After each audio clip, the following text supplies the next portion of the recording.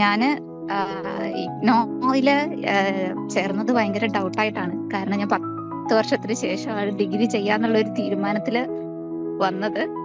അപ്പം പഠിക്കാൻ പറ്റുമോ, ബികോം എടുത്തു കഴിഞ്ഞിട്ടുണ്ടെങ്കിൽ ഇപ്പം ബികോം ചെയ്യാൻ പറ്റുമോ എന്നുള്ള ഒരു വലിയ ഡൗട്ട് ഉണ്ടായിരുന്നു.